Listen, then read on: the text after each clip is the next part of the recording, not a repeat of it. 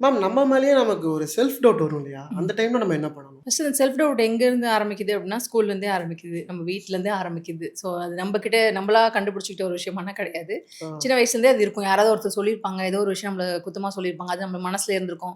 Okay நம்ம இதுக்கு சரிப்பட்டு வரமாட்டோம் போல இருக்கு. நம்மளா ஃபீல் பண்ணுவோம். ஓகே எனக்கு இது சரியா இல்ல. இதுல வந்து நான் கரெக்ட் கிடையாது அப்படின்னு சொல்லி. ஸோ அந்த செல்ஃப் டவுட்ன்றது நம்ம அதெல்லாமே நம்ம ஹேவ் டு வொர்க். இப்போ பார்த்தீங்கன்னா, நான் சின்ன வயசுல வந்து என்னோட ட்ராமாஸ் இருந்திருக்கும்.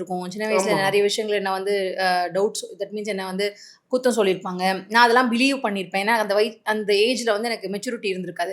பட் ஆஃப்டர் சம் டைம் எனக்கு ஒரு ரியலைசேஷன் வரும்போது நான் அது எல்லாத்தையுமே வொர்க் பண்ணணும். ஃபார் எக்ஸாம்பிள் இப்ப நான் வந்து கோச்சிங் எடுத்துக்கிட்டு ஐ ம். வொர்க்ட்.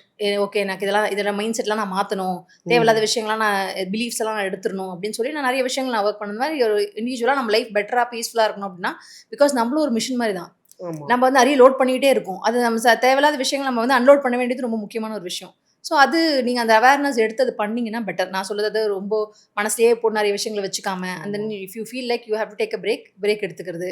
அந்த மாரி அந்த அவேர்னஸோட அது பண்ண வேண்டியது ரொம்ப முக்கியமான ஒரு விஷயம்.